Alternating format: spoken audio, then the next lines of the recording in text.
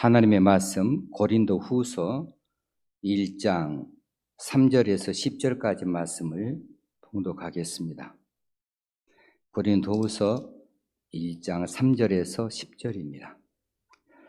찬송하리로다. 그는 우리 주 예수 그리스도의 하나님이시요 자비의 아버지시요 모든 위로의 하나님이시며 우리의 모든 환난 중에서 우리를 위로하사 우리로 하여금 하나님께 받는 위로로서 모든 환난 중에 있는 자들을 능히 위로하게 하시는 이시로다. 그리스도의 고난이 우리에게 넘친 것 같이 우리가 받는 위로도 그리스도로 말미암아 넘치는도다.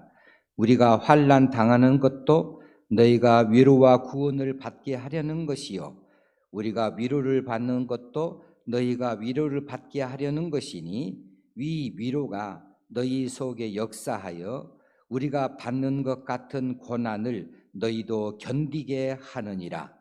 너희를 위한 우리의 소망이 견고함은 너희가 고난에 참여하는 자가 된 것 같이 위로에도 그러할 줄을 알미라. 형제들아, 우리가 아시아에서 당한 환난을 너희가 모르기를 원하지 아니하노니 힘에 겹도록 심한 고난을 당하여 살 소망까지 끊어지고 우리는 우리 자신이 사형 선고를 받은 줄 알았으니 이는 우리로 자기를 의지하지 말고 오직 죽은 자를 다시 살리시는 하나님만 의지하게 하심이라. 그가 이같이 큰 사망에서 우리를 건지셨고 또 건지실 것이며 이후에도 건지시기를 그에게 바라노라. 아멘.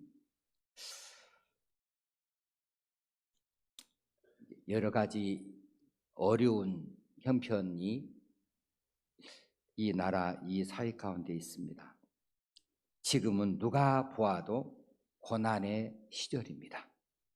국가적으로, 사회적으로, 그리고 교회적으로 고난의 시절이, 이 고난이 언제 끝날지 아무도 모릅니다.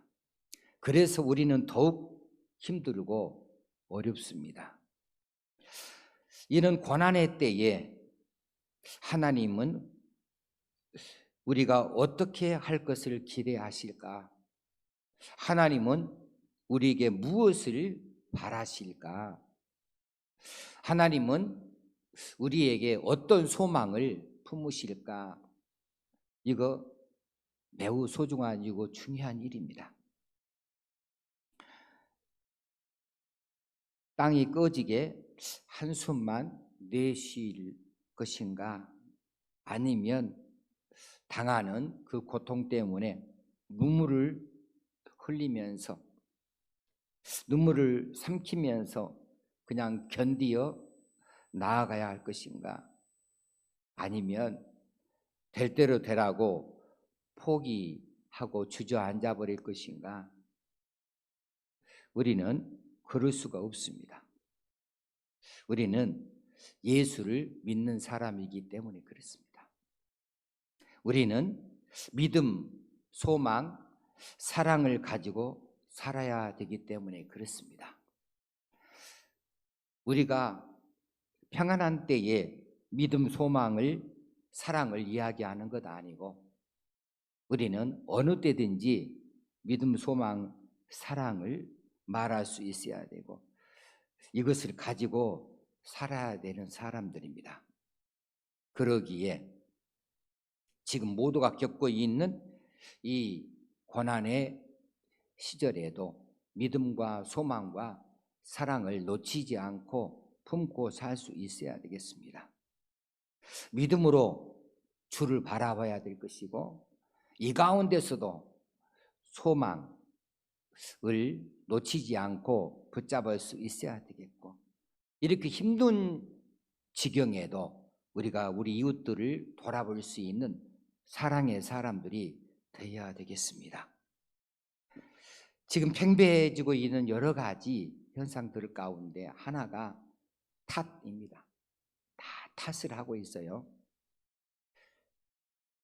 그래 국가를 탓하고 지도자를 탓하고 국기를 탓하고 질병관리본부를 탓하고 어떤 특정한 사람을 탓하고 특정한 집단을 탓하고 어떤 특정한 교회를 탓하고 이 사회가 지금 탓만 하고 있어요. 지금은 이렇게 탓만 하고 있을 때가 아닙니다. 지금은 누군가를 원망할 때가 아닙니다. 지금은 위로할 때입니다. 지금 꼭 필요한 것이 위로라는 사실입니다. 우리가 사랑을 나타내는 것 가운데에서 하나가 위로입니다. 하나님은 우리로 지금 위로의 사람이 되어지기를 원하십니다. 우리가 하나님께로부터 위로받기를 원하고 계십니다. 그래 오늘 이 본문을 택하게 되어졌는데 고린도전서 1장은 고린도전서 후서 1장은 위로의 장이에요. 위로에 대해서 본문에만 위로란 단어가 10번이나 나옵니다. 위로가 얼마나 소중한 때인가. 이 위로를 통하여서 우리가 살 소망을 다시 찾을 수도 있겠습니다. 오늘 본문에서는 두 가지를 이 고난을 당하는 뜻으로 이야기해 줍니다. 고난에는 뜻이 있는데 두 가지를 말해줘요. 하나는 본문 8절 이하에 있는 대로 하나님만 의지하게 하시려고 고난을 준다. 두 번째는 고난당한 이웃의 위로자로 우리를 쓰시기 위해서 우리를 고난을 주신다 하는 이야기입니다. 오늘 본문의 3절에서 우리 주 예수 그리스도의 하나님이시요 자비의 아버지이시요 모든 위로의 하나님이시라고 말씀하십니다. 하나님의 이름을 참 많이 우리가 부릅니다. 전능하신 하나님, 거룩하신 하나님, 사랑의 하나님, 치료의 하나님, 승리의 하나님, 공평하신 하나님, 자비의 하나님, 여러 가지 이름을 많이 쓰는데 거기에 하나 더 할 것이 위로의 하나님이십니다. 오늘 본문에 나온 대로 모든 위로의 하나님이시다 그랬습니다. 하나님은 위로의 하나님이십니다. 하나님의 세계에 위로할 일이 없다.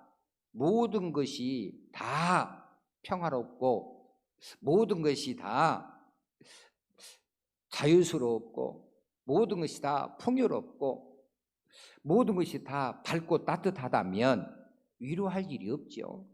그런데 하나님이 위로의 하나님이시다는 것을 보면 그래요. 하나님의 세계에도 위로할 일이 많이 있다는 거예요. 하나님의 사람들에게도 위로해야 될 일이 많이 있으셔서 하나님이 친히 위로의 하나님 되어주시고 있습니다. 위로할 일이 없다면 하나님의 이름이 위로의 하나님이라는 이름으로 가질 필요가 없는 거죠. 하나님의 긍휼하심이 위로를 통해서 나타나십니다. 하나님의 긍휼하심이 구원을 통해서 나타나십니다. 그래서 이사야 선지자가 그렇게 말했습니다. 온 백성들을 위로하라, 위로하라. 메시아를 예언하면서 온 백성들을 위로하실 이가 나타나실 것에 대해서 찬송을 한 것이지요. 하나님이 위로해 줘야 할 사람이 있습니다. 위로라 하는 말은 잘 안 되는 것을 대하여서 그것을 잘 될 것으로 그리고 그 잘 되지 않는 자리에서 마음의 평안을 얻고 또 헤쳐나갈 힘을 주는 것이 위로라는 것이지 않겠습니까? 그래서 위로라는 말이 쓰일 자리는 실패한 자리입니다. 좌절한 자리입니다. 슬픔의 자리입니다. 고난의 자리입니다. 환난의 자리입니다. 고통의 사람들입니다. 이런 사람들에게 위로가 필요한 것이지요. 하나님의 사람, 저와 여러분에게 늘 좋은 일만 있는 것도 아니고 고난의 세월도 있다는 거예요. 우리에게도 환난이나 슬픔이나 고통이 있을 수 있다고 하는 말입니다. 이런 때 하나님께서 우리를 위로하여 주시는, 찾아오시는 일을 하신다. 요한복음 16장 33절, 여러분이 잘 암송하시는 이 말씀에도 세상에서는 너희가 환난을 당하나 그랬습니다. 그래서 우리가 세상에 살 동안에는 환난도 당하고 고난도 당하고 슬픔도 당하고 눈물도 흘리고 한숨도 쉴 수 있어요. 이거 믿는 사람이나 믿지 않는 사람이나 다 같이 당할 수가 있습니다. 가뭄이나 홍수나 전염병이나 전쟁이나 고난의 시절, 이거 믿지 않는 사람들처럼 믿는 사람들도 고스란히 그렇게 받고 살아요. 그런데 예수 믿는 사람들은 믿지 않는 사람과는 분명히 다른 것이 있다. 같은 고난을 당하지만은 분명히 다른 것이 있다는 사실입니다. 그것은 환난을 당하는 우리를 향하여 하나님께서 찾아오시기 때문입니다. 위로의 하나님이 손을 내밀고 우리 손을 붙잡아 주시려고 우리 가운데 오신다는 사실입니다. 본래 위로라고 하는 단어는 곁에 와서 서 계신다는 의미에서 나온 단어예요. 보혜사 성령님을 영어로 말할 때에 위로의 성령님이라고 번역을 합니다. 그 단어의 본래 뜻은 부름받아서 나를 돕기 위해 내 곁에 서 계신다라는 뜻이에요. 성령님은 그렇습니다. 우리가 고난당할 때 찾아오셔서 내 곁에 계셔 주시는 분이십니다. 하나님이 내 곁에 와서 계신다는 사실만큼 위로가 어디 더 있겠습니까? 이보다 더 큰 위로가 어디 있겠습니까? 슬픔을 당한 자, 고난을 당한 자, 환난을 당한 자에게 최대의 위로는 그 고난의 현장에 같이 계셔 주시는 하나님이십니다. 병원에 들어 누워 있을 때에 참 위로가 되는 거, 위로의 전화도 고맙지요. 또 위로의 꽃다발도 좋고 위로의 물품도 좋습니다. 그런데 찾아와서 그 자리에 같이 있어 주는 것만큼 큰 힘이 되는 것은 또 없어요. 로버트 맥클런 목사님의 글 가운데에 진정한 위로라고 하는 글이 있어요. 그 목사님의 형이 심장마비로 쓰러졌습니다. 의식불명입니다. 중환자실에서 이제 여러 가지 튜브 선들이 주렁주렁 몸에 연결되어져 있습니다. 저도 심장마비로 누워 있을 때에 가만히 보니까 내 팔뚝에 4개의 호수가 꼽혀져 있고 4개의 또 묶어져 있는 것들이 있고 완장도 많이 차고 있더라고. 얼굴에 산소 마스크를 씌워놓고 손가락 끝에까지 씌워놓은 것들이 있고, 그래서 내 호흡을 살피고 맥박을 살피고 혈압을 살피고 모든 것을 다 관찰을 하는 거지요. 그리고 이제 생명 유지를 위하여서 산소를 공급해주고 또 링거를 통하여서 이제 영양을 공급해 주어서 생명을 유지시켜 주는 거죠. 형의 이런 모습을 보고 로버트 맥클런 목사님은 목사로서 성도들의 이런 어려운 자리, 비슷한 이런 상황을 많이 봐왔습니다. 그리고 자신도 거기 찾아가서 위로도 하고 말씀도 전했어요. 그랬는데 이제는 그것을 받는 자리에 있습니다. 그래서 형의 이 병실에 많은 방문객들이 찾아와서 위로도 해주고 격려도 말씀도 주고 가셔요. 오는 사람마다 뭔가를 꼭 말해줘야 한다는 사명을 가지고 오는 것처럼 다 말을 하고 가요. 위로의 말을 하고 가요. 그래서 말하면서 문을 열고 말하면서 문을 닫고 나갔다고 이렇게 표현을 할 정도예요. 그런데 어느 날 형의 친구 한 사람이 찾아왔습니다. 그는 그저 환자 곁에서 바라보고 오랫동안 침묵하며 서 있기만 합니다. 긴 침묵 끝에 이제 감정을 수습하고 그 형의 친구라는 사람이 말을 합니다. 딱 한마디입니다. 정말 안 됐습니다. 이 한마디 하고서는 다시 오랜 침묵을 이어가면서 그저 환자 곁에 계속 서 있기만 하는 거예요. 그러면서 마침내 이제 몸을 돌이켜서 그 형수를 껴안아주고 또 이 맥클런 목사님과 악수를 힘있게 길게 해주는데 이때 그의 눈에서 이 목사님이 눈물을 보았다고 그랬습니다. 일주일 뒤에 그 형은 숨을 거두었습니다. 여러 해가 흘렀지만은 나는 아직도 그 방문객을 기억한다. 그의 이름은 잊었지만 그가 어떻게 우리의 슬픔을 나누는가를 결코 잊지 않는다. 진심으로 꾸밈없이 단 몇 마디의 말을 했지만 한 권의 책만큼이나 가치 있는 것이었다. 이렇게 글을 써놓은 것을 읽어보았습니다.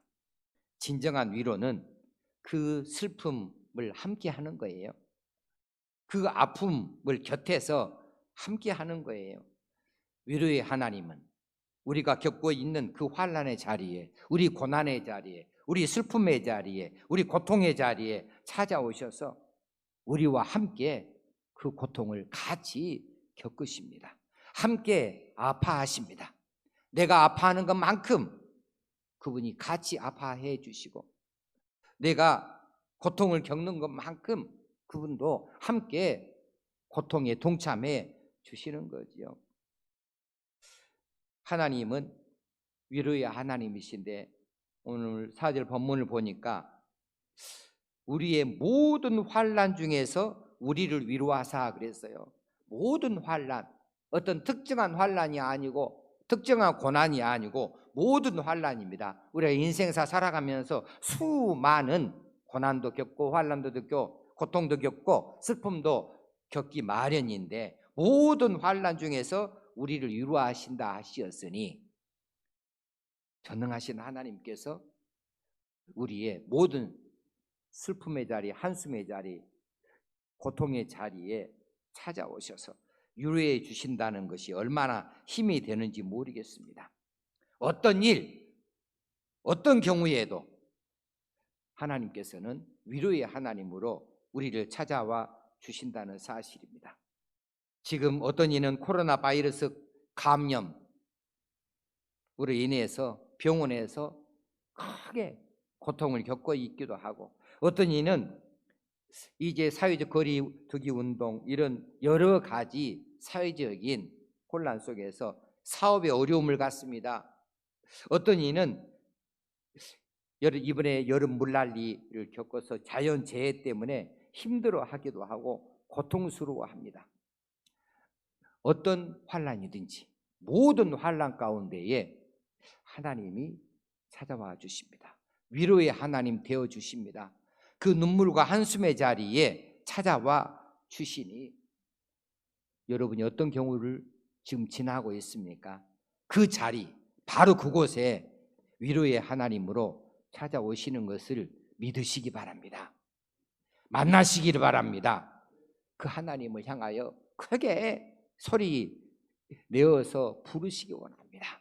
그분을 꼭 붙들 수 있기를 원합니다. 주여 붙드시고 주님 하고 부르시고 외치시기를 바랍니다.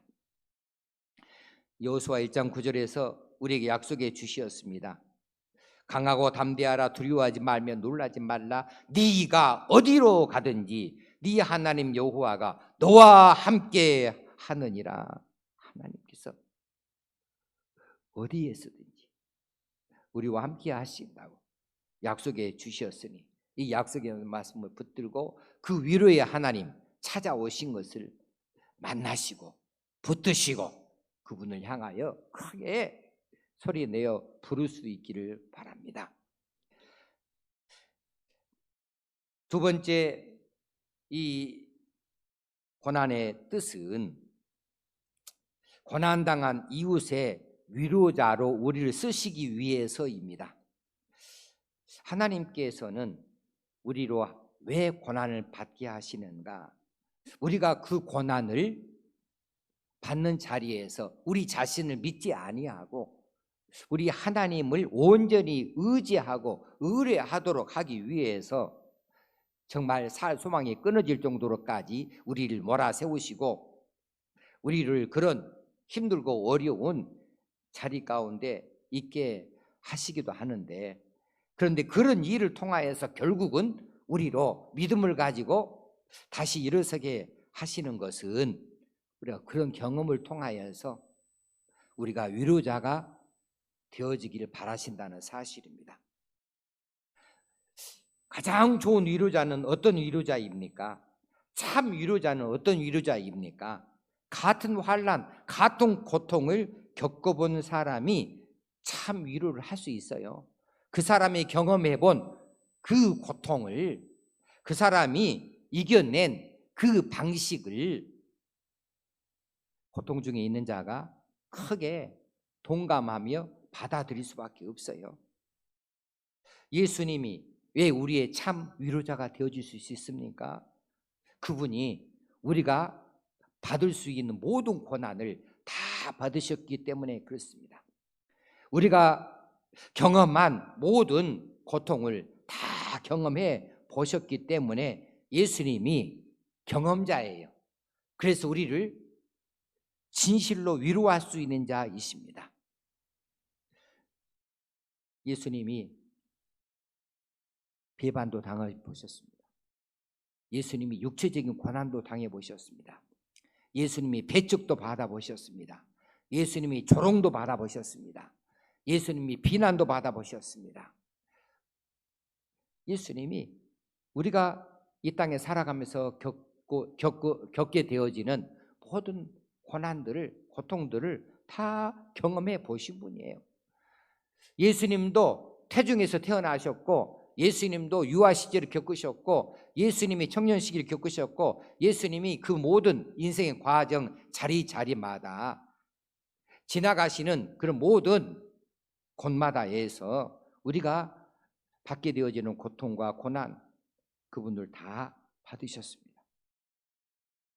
그래서 우리의 참 위로자가 되어줄 수 있었던 것입니다.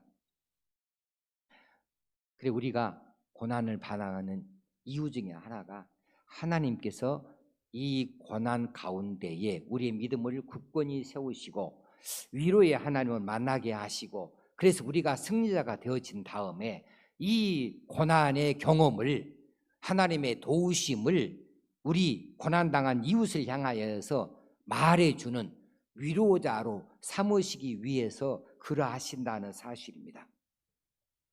미국에 한 여류 문학가가 있었는데 이분은 사람들을 도통 만나지 않는 사람이에요. 자신의 울타리 안에 있는 사람입니다.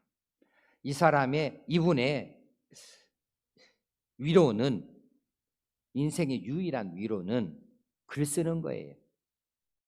이분의 유일한 기쁨은 아들을 보는 겁니다. 근데 아들이 하나밖에 없어요. 외아들이에요. 그래서 글 쓰는 일과 이 외아들을 보는 일이에요. 그런데 그 고등학생 외아들이 친구들과 함께 차를 타고 여행을 하다가 교통사고로 죽었어요. 이 여류 문학가 충격을 받았습니다. 제정신이 아닙니다. 그런데 잠깐만이 아니고 계속 그래요. 헤어나오지를 못해요. 아들 하나 보고 살았는데, 이게 유일한 인생의 기쁨이었는데 이 기쁨이 사라졌어요. 현재를 살지 못해요. 미래도 기약하지 못해요. 계속 과거에만 매여져 있습니다. 계속 눈물만 흘리고 삽니다. 계속 한숨만 쉬고 삽니다. 그래서 그 사람의 인생의 의미가 사라져 버렸어요. 글을 다시 쓰려고 해도 글이 써지질 않습니다. 그래서 그녀의 삶이 엉망진창이 되어버렸습니다. 그런데 어느 순간에 이 여인이 갑자기 치료가 되어졌습니다. 어떻게 된 일인가? 이웃 사람들이 그 사실에 대해서 궁금해했습니다. 그것은 자기 아들과 함께 자동차에 타고 있다가 죽어버린 아들 친구의 어머니, 죽은 아이의 어머니를 만나고버서였다고 말하고 있습니다. 자기 문을 닫아버리고 이웃을 모르고 살았던 이 괴팍한 여인이 이제 처음으로 자신을 열어놓습니다. 문을 엽니다. 그리고 이웃들을 받아들이게 되었던 거지요. 이렇게 이처럼 회복되어졌다는 거예요. 사람들이 궁금해서 물었습니다. 찾아오신 그 부인 무슨 말을 했을까? 무슨 말을 했길래 당신이 다시 이처럼 일어날 수 있게 되어졌습니까? 했을 때 그녀의 대답이 아닙니다. 아무 말도 안 했습니다. 그저 나를 끌어안고 한없이 울었습니다. 나도 같이 한없이 울었습니다. 그리고 나는 그 후로 회복이 되었습니다. 고통받는 사람에게는 같이 있어주고 같이 아파해주고 같이 울어주는 것, 이것이 약입니다. 주님은 우리를 위해서 그리해 주시었습니다. 어떤 신학자가 주님을 말할 때 상처받은 치유자라고, 헤일리 나우엔이라고 하는 신학자가 그렇게 제목 이름을 붙였어요. 상처받은 치유자. 예수 그리스도는 상처받은 치유자이시다. 주님은 자신이 상처를 받아보셨기 때문에 상처받은 인생을 이해하신다. 우리의 환난과 고난과 고통을 다 아신다. 그리고 우리에게 찾아오셔서 우리를 치유해 주신다. 우리를 껴안아 주신다. 함께 울어주심으로 치유하신다. 나의 고통을 위해서 울어주심으로 우리를 치유해 주신다라고 말했습니다. 주님이 그러하셨으면 주님을 따르는 우리 차례입니다. 이제는 우리 차례이지요. 우리가 우리를 위로하시는 하나님, 우리를 대신하여 상처받아 주신 참 치유자가 되신 예수 그리스도를 믿고 그분을 안다면 이제는 우리가 그분처럼 우리가 나서야 될 때입니다. 우리가 위로해 줘야 될 사람이 되어지는 것이고, 이제는 우리가 환난당한 자, 고난 우리 이웃들을 향하여서 품어주는 자가 되어줄 수 있어야 됩니다. 그들을 회복시켜주는 사람들이 되어줄 수 있어야 된다는 사실입니다. 하나님께서 저와 여러분에게 이 환난을 주셨다, 고난의 때를 주셨다, 눈물을 흘리고 한숨을 쉴 수밖에 없는 이런 때를 주셨다, 이 시대를 주셨다 하는 것은, 이 시대를 위하여서 우리가 눈물을 흘리면서 기도해야 되고, 우리 아픔을 겪는 우리 이웃들을 향하여서 우리가 참된 위로자로 그들을 품어줘야 되는데, 그러려면 그들이 아픔이 얼마만한 아픔인지 알아야 돼요. 근데 우리가 그 아픔을 먼저 경험해 봤다고 한다면 그 아픔을 이해할 수가 있어요. 그 아픔을 벗어나기 위해서 무엇이 필요한지를 미리 경험한 우리들이 알 수 있는 것이고, 그것은 하나님의 위로다. 위로의 하나님을 찾아오시는 것이다. 이것만큼 정확한 것이 없다, 이것만큼 분명한 것이 없다고 우리가 말해줄 수 있어서 우리로 참된 위로자로 하나님께서 사용하시기 위함이 아닌가 싶습니다. 이 힘들고 어려운 시기에 위로를 받기를 원하는 사람들이 많습니다. 위로받을 데가 없어서 그냥 자신을 내어 던져버리는 함부로 하는 사람들이 주변에 많이 있습니다. 우리가 물질을 들고 가서 그들을 위로할 수도 있겠고, 우리가 그들과 함께 숙식하면서 그들의 위로의 사람이 되어줄 수도 있겠지만은, 가장 좋은 것, 하나님께서 우리에게 주시는 위로를 우리가 그들에게 전해주는 것이죠. 이것만큼 분명한 것이 없지요. 그것이 그들에게 소망을 가져다 줄 수 있을 것입니다. 흔들리지 아니하는 소망.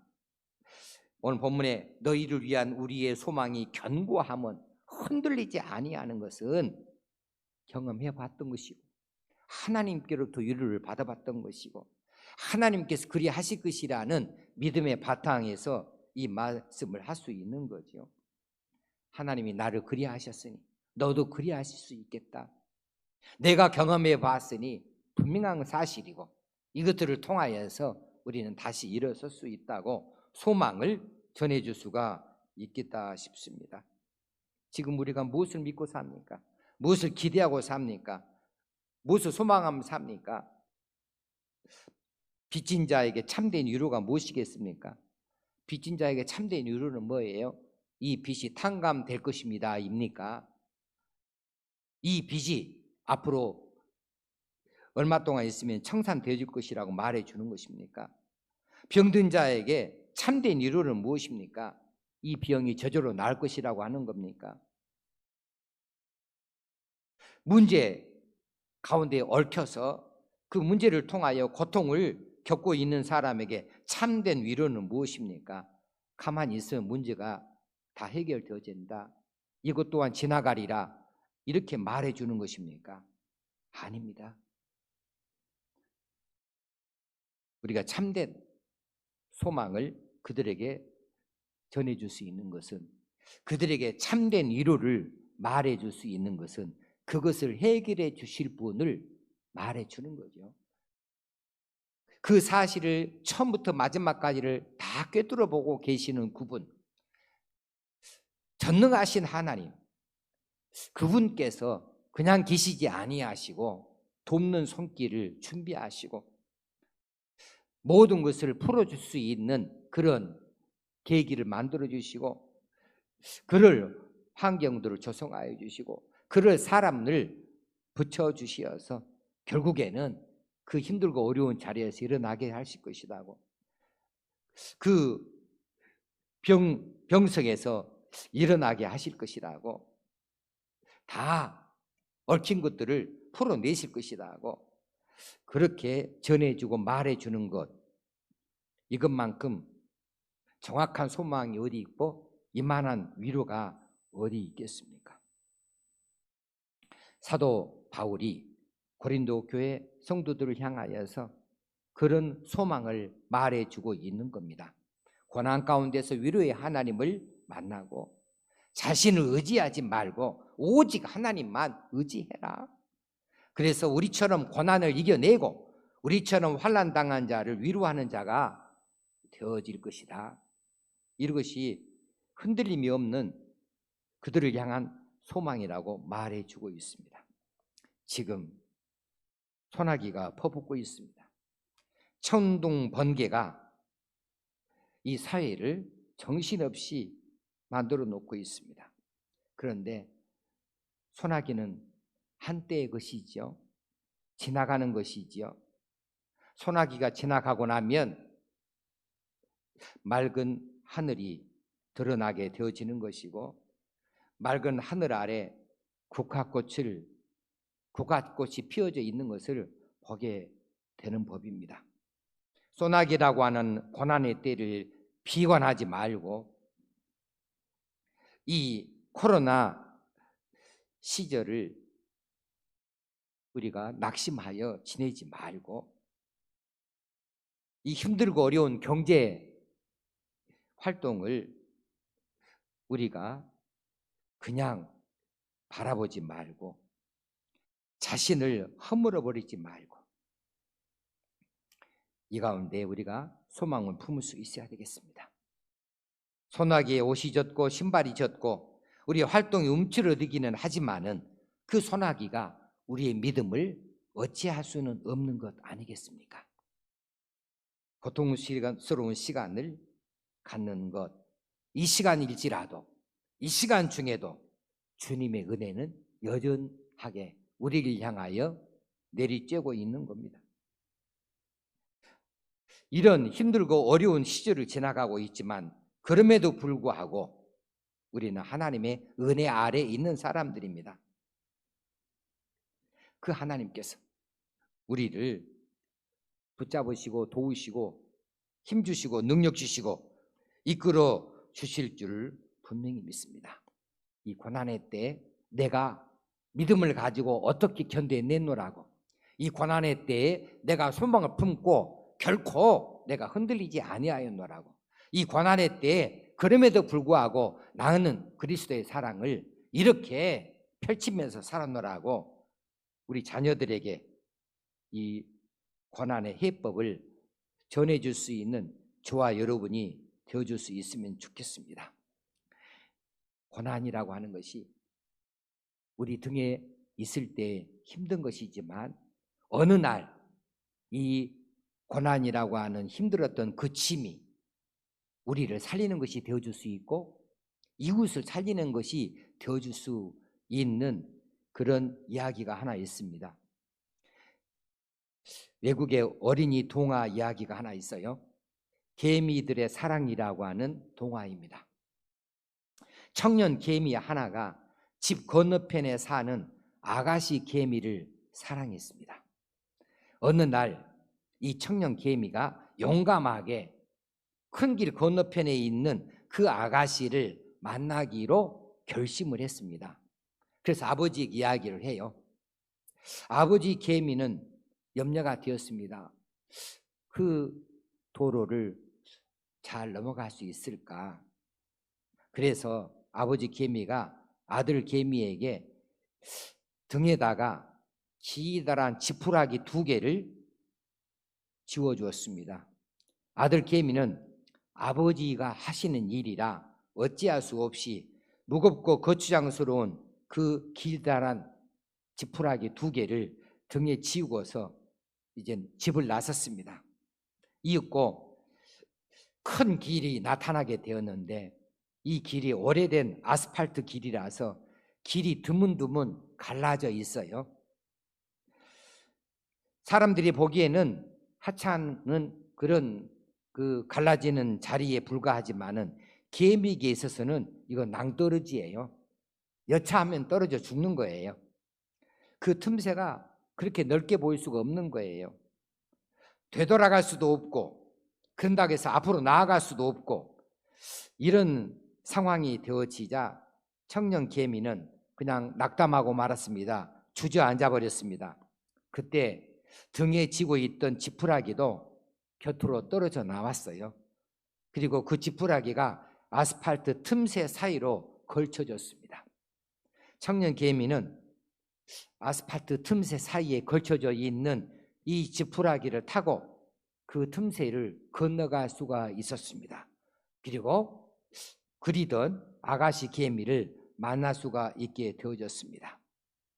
무겁고 거추장스러웠다고 생각했던 그 지푸라기라고 하는 짐이 이 청년 개미의 소원을 이루게 만들어 놓았습니다. 그래서 잠시 동안이지만 이 지푸라기 때문에 불평했던 자기 자신을 돌이키면서 아버지 개미의 지혜를 칭송했다라고 하는 이야기입니다. 지금 우리가 우리 등에 고난의 짐을 짊어지고 갑니다.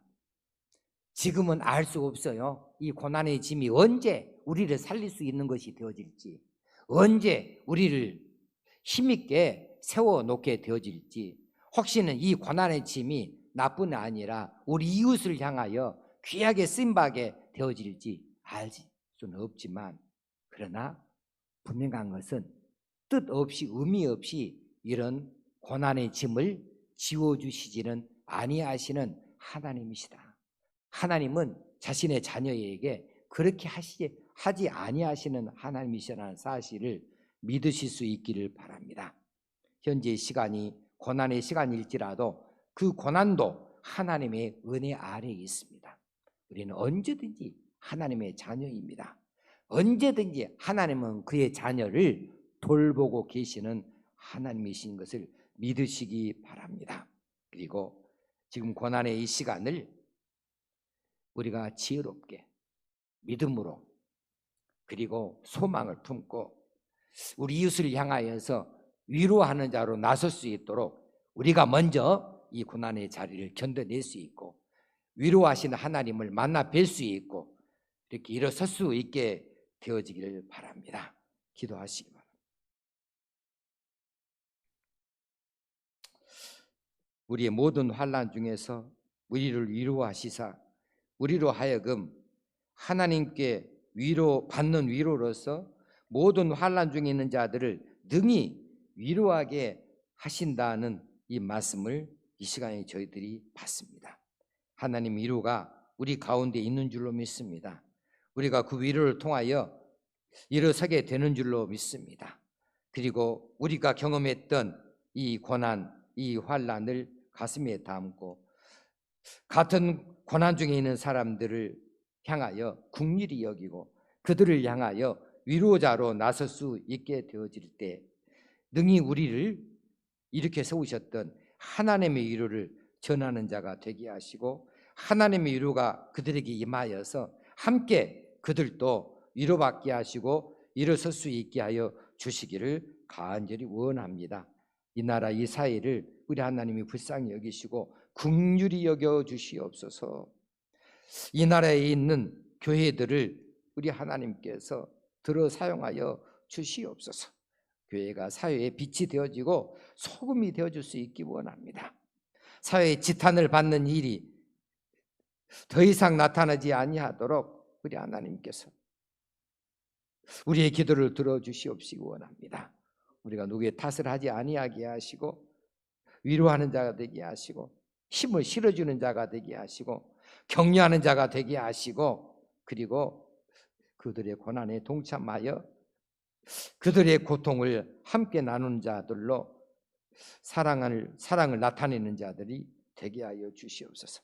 그래서 교회가 사랑의 공동체인 것을 한국 사회가 더 많이 깊이 있게 알아가게 하시고 한국 교회는 이런 일을 통하여서 하나님만 온전히 의지할 수 있는 교회가 되게 하시고 하나님의 은혜를 세상에 증거하고 전하는 교회로 다시 거듭날 수 있게 하여 주시옵소서.